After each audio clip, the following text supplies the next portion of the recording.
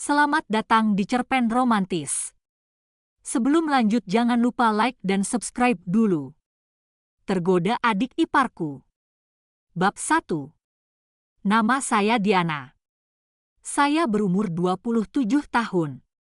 Saya sudah berkeluarga dan sudah mempunyai anak satu. Saya menikah dengan seorang pria bernama Niko. Niko adalah suami yang baik. Kami hidup berkecukupan. Niko adalah seorang pengusaha yang sedang meniti karir. Karena kesibukannya, dia sering pergi keluar kota. Dia kasihan kepada saya yang tinggal sendiri di rumah bersama anak saya yang berusia 2 tahun. Karenanya ia lantas mengajak adiknya yang termuda bernama Roy yang berusia 23 tahun untuk tinggal bersama kami. Roy adalah seorang mahasiswa tingkat akhir di sebuah PTS. Kehidupan rumah tangga saya bahagia, hingga peristiwa terakhir yang saya alami. Selama kami menikah, kehidupan seks kami menurut saya normal saja. Saya tidak tahu apa yang dimaksud dengan orgasme. Tahulah, saya dari keluarga yang kolot. Memang di SMA saya mendapat pelajaran seks, tetapi itu hanya sebatas teori saja. Saya tidak tahu apa yang dinamakan orgasme. Saya memang menikmati seks. Saat kami melakukannya saya merasakan nikmat. Tetapi tidak berlangsung lama. Suami saya mengeluarkan spermanya hanya dalam 5 menit. Kemudian kami berbaring saja. Selama ini saya sangka itulah seks. Bahkan sampai anak kami lahir dan kini usianya sudah mencapai 2 tahun. Dia seorang anak laki-laki yang lucu. Di rumah kami tidak mempunyai pembantu. Karenanya saya yang membersihkan semua rumah dibantu oleh Roy. Roy adalah pria yang rajin. Secara fisik dia lebih ganteng dari suami saya. Suatu ketika saat saya membersihkan kamar Roy, tidak sengaja saya melihat buku Penthouse miliknya. Saya terkejut mengetahui bahwa Roy yang saya kira alim ternyata menyenangi membaca majalah begituan. Lebih terkejut lagi ketika saya membaca isinya. Di Penthouse ada bagian bernama Penthouse Letter yang isinya adalah cerita tentang fantasi ataupun pengalaman seks seseorang. Saya seorang tamatan perguruan tinggi juga yang memiliki kemampuan bahasa Inggris yang cukup baik. Saya tidak menyangka bahwa ada yang namanya oral sex, di mana pria memakan bagian yang paling intim dari seorang wanita. Dan wanita melakukan hal yang sama pada mereka. Sejak saat itu, saya sering secara diam-diam masuk ke kamar Roy untuk mencuri-curi baca cerita yang ada pada majalah tersebut. Suatu ketika saat saya sibuk membaca majalah itu, tidak saya sadari Roy datang ke kamar. Ia kemudian menyapa saya. Saya malu setengah mati. Saya salting dibuatnya. Tapi Roy tampak tenang saja. Ketika saya keluar dari kamar, ia mengikuti saya. Saya duduk di sofa di ruang TV. Ia mengambil minum 2 gelas, kemudian duduk di samping saya. Ia memberikan 1 gelas kepada saya. Saya heran, saya tidak menyadari bahwa saya sangat haus saat itu. Kemudian ia mengajak saya berbicara tentang seks. Saya malu-malu meladeninya. Tapi ia sangat pengertian. Dengan sabar ia menjelaskan bila ada yang masih belum saya ketahui. Tanpa disadari ia telah membuat saya merasa aneh. Excited saya rasa. Kini tangannya menjalari seluruh tubuh saya. Saya berusaha menolak. Saya berkata bahwa saya adalah istri yang setia. Ia kemudian memberikan argumentasi bahwa seseorang baru dianggap tidak setia bila melakukan koitus, yaitu di mana sang pria dan wanita melakukan hubungan seks dengan penis pada liang kewanitaan. Ia kemudian mencium bagian kemaluan saya. Saya mendorong kepalanya.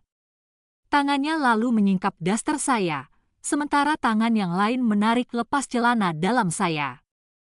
Ia lalu melakukan oral seks pada saya. Saya masih mencoba untuk mendorong kepalanya dengan tangan saya. Tetapi kedua tangannya memegang kedua belah tangan saya. Saya hanya bisa diam. Saya ingin meronta, tapi saya merasakan hal yang sangat lain. Tidak lama saya merasakan sesuatu yang belum pernah saya alami seumur hidup saya. Saya mengerang pelan. Kemudian dengan lembut menyuruhnya untuk berhenti. Ia masih belum mau melepaskan saya. Tetapi kemudian anak saya menangis, saya meronta dan memaksa ingin melihat keadaan anak saya. Barulah ia melepaskan pegangannya. Saya berlari menemui anak saya dengan beragam perasaan bercampur menjadi satu. Ketika saya kembali dia hanya tersenyum. Saya tidak tahu harus bagaimana.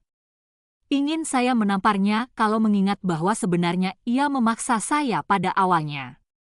Tetapi niat itu saya urungkan. Toh ia tidak memperkosa saya. Saya lalu duduk di sofa kali ini berusaha menjaga jarak. Lama saya berdiam diri.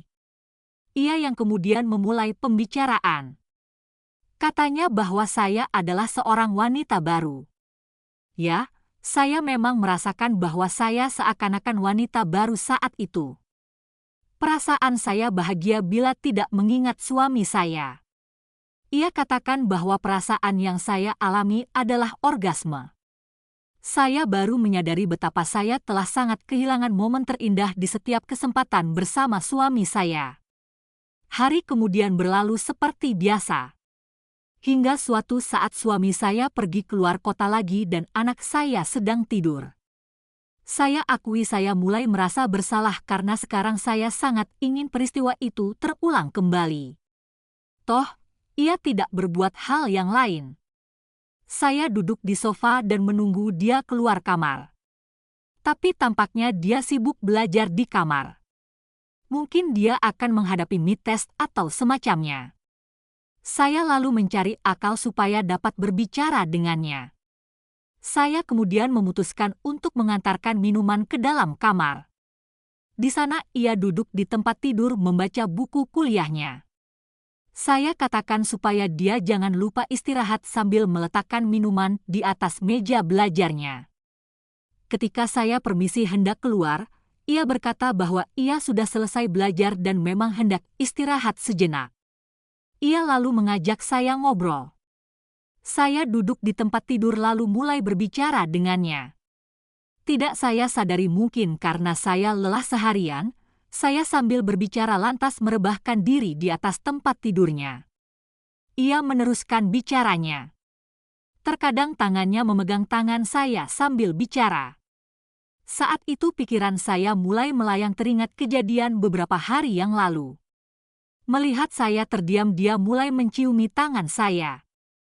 Saat saya sadar, tangannya telah berada pada kedua belah paha saya. Sementara kepalanya tenggelam di antara selangkangan saya. Oh, betapa nikmatnya. Kali ini saya tidak melawan sama sekali. Saya menutup mata dan menikmati momen tersebut. Nafas saya semakin memburu saat saya merasakan bahwa saya mendekati klimaks. Tiba-tiba saya merasakan kepalanya terangkat. Saya membuka mata bingung atas maksud tujuannya berhenti. Mata saya terbelalak saat memandang ia sudah tidak mengenakan bajunya. Mungkin ia melepasnya diam-diam saat saya menutup mata tadi.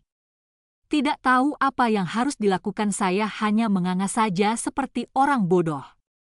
Saya lihat ia sudah tegang. Oh, betapa saya ingin semua berakhir nikmat seperti minggu lalu.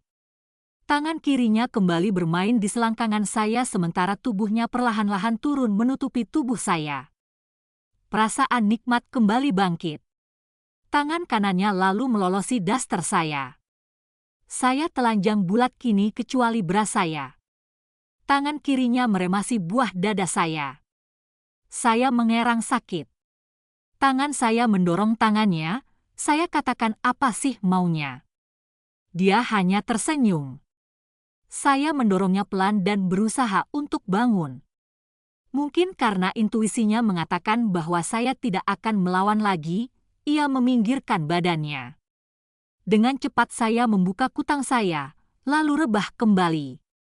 Ia tersenyum setengah tertawa. Dengan sigap ia sudah berada di atas tubuh saya kembali dan mulai mengisapi puting susu saya sementara tangan kanannya kembali memberi kehidupan di antara selangkangan saya dan tangan kirinya mengusapi seluruh badan saya. Selama kehidupan perkawinan saya dengan Nico, ia tidak pernah melakukan hal-hal seperti ini saat kami melakukan hubungan seks. Seakan-akan seks itu adalah buka, mulai, keluar, selesai. Saya merasakan diri saya bagaikan mutiara di hadapan Roy. Kemudian Roy mulai mencium bibir saya. Saya balas dengan penuh gairah. Sekujur tubuh saya terasa panas sekarang.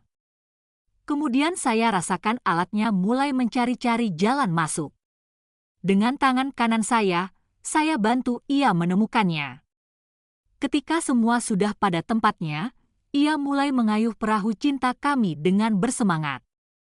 Kedua tangannya tidak henti-hentinya mengusapi tubuh dan dada saya.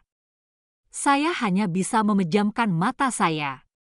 Aduh, nikmatnya bukan kepalang.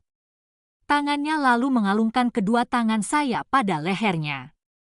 Saya membuka mata saya. Ia menatap mata saya dengan sejuta arti. Kali ini saya tersenyum. Ia balas tersenyum. Mungkin karena gemas melihat saya, bibirnya lantas kembali memagut. Oh, saya merasakan waktunya telah tiba. Kedua tangan saya menarik tubuhnya agar lebih merapat. Dia tampaknya mengerti kondisi saya saat itu. Ini dibuktikannya dengan mempercepat laju permainan. Ah, saya mengerang pelan. Kemudian saya mendengar nafasnya menjadi berat dan disertai erangan saya merasakan kemaluan saya dipenuhi cairan hangat. Sejak saat itu, saya dan dia selalu menunggu kesempatan di mana suami saya pergi keluar kota untuk dapat mengulangi perbuatan terkutuk itu. Betapa nafsu telah mengalahkan segalanya.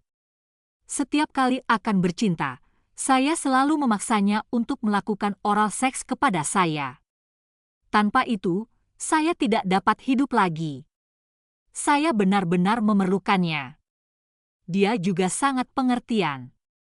Walaupun dia sedang malas melakukan hubungan seks, dia tetap bersedia melakukan oral seks kepada saya. Saya benar-benar merasa sangat dihargai olehnya. Ceritanya dulu suami saya Nico punya komputer. Kemudian oleh Roy disarankan agar berlangganan internet. Menurutnya juga dapat dipakai untuk berbisnis. Suami saya setuju saja.